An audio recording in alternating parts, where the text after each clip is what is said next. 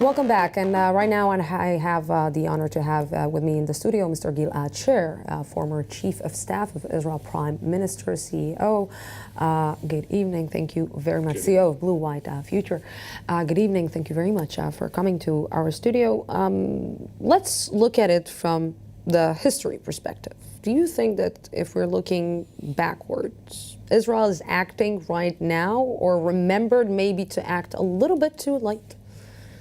It might be a little bit too late, but it shows a virtue of restraint and measured actions. There was no other choice but to act now.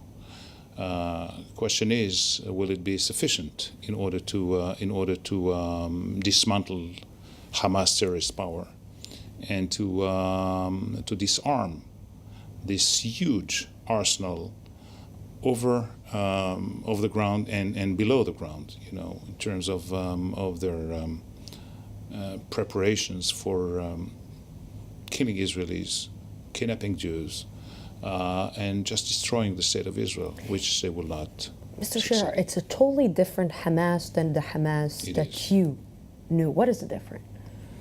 It's different because it's very, it narrows down to destroying the civil life and the sovereignty of Israel, and there's no other objectives here. Look what they're doing to their own population. This is really despicable, and hiding behind those human shields, those poor families under their houses. They dug those terror tunnels, those attack tunnels. Exposing them to what happens now, regrettably. Yesterday we sat down here and we heard a lot of views and ideas about how Hamas is working, and there was one view that Professor Uzi Rabi said, that maybe Israel's forgetting the political aspirations that Hamas has. Hamas is looking to be a legitimate player in the political arena. It's looking to be a legitimate player in the international community, and maybe they have pretty, let's say, a weird way to show it, but maybe this is their way to show the world that, okay, we're handling the Gaza Strip, we have our political wing, we have our military wing, and this is the way to handle this situation, and you need to recognize that we are some kind of a country like you. Well, they can't have it both ways. There's a couple of prerequisites in order to become a legitimate partner or a legitimate actor in the political field. Number one is you don't do that throughout terrorism, hostilities, violence, and just firing rockets and missiles over 100 per day on civilians premeditatedly. You don't do that.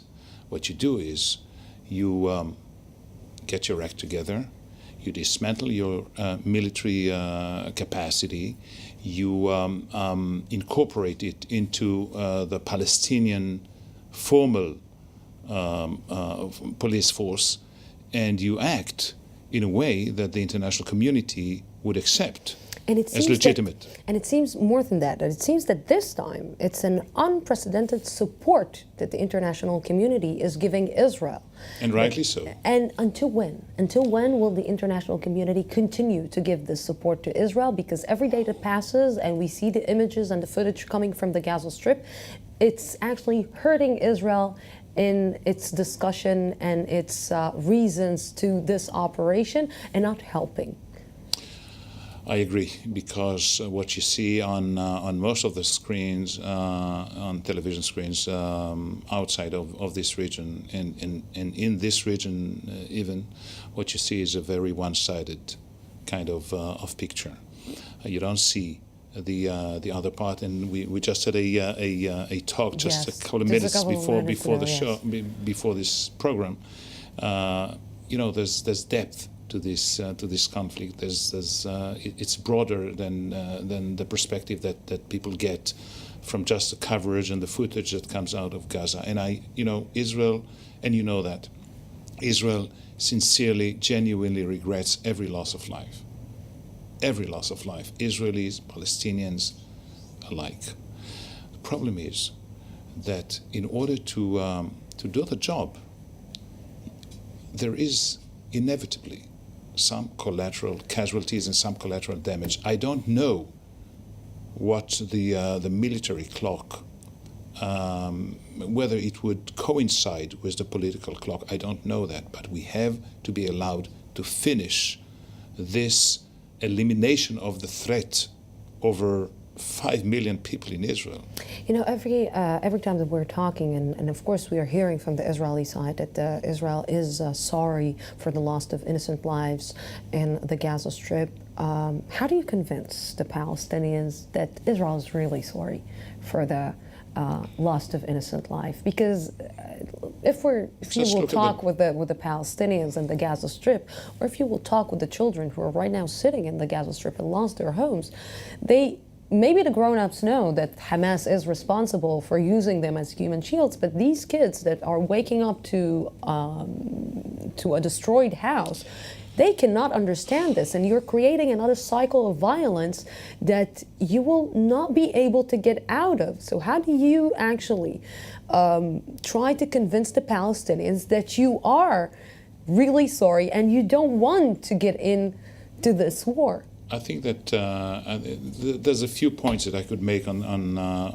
that issue. The first one is just count the number of Palestinians currently treated in Israeli hospitals. Wounded Palestinians, we have nothing to do with them. Some of them are casualties from Hamas firing or failed rockets or whatever. Still we treat them. That's number one. Number two is, this is a big challenge, to persuade the Palestinians that their suffering has another address, not Israel, to address their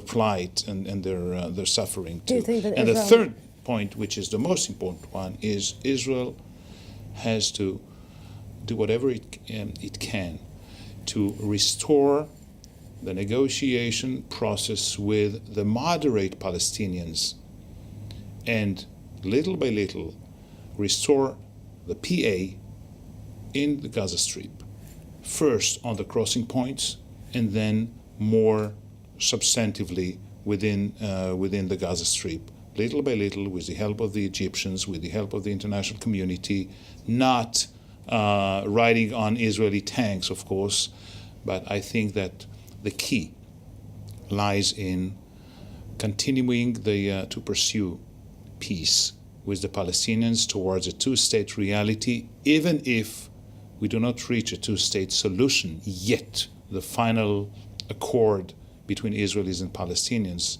resolving all the core issues, but at least create a two-state reality throughout negotiations. You know, we hear all the time that the international community, the United States, the Western world don't understand the concept, don't understand the culture of the Middle East, don't understand how the Middle East works. Do Israel understand how the Middle East works? Well, I can't speak on behalf of Israel. I can speak on behalf of myself only. And my personal perspective is that, all conflicts are created by human beings, and they should be resolved by human beings. And that's the way to resolve conflicts. We have to recap where we stopped last time, and even introduce a concept of partial agreements and understandings and gradual understandings that are layer over layer produce a more coherent, peaceful coexistence between Israelis and Palestinians. Yes, Mr. Gilad, thank you very, very much for giving us this interview.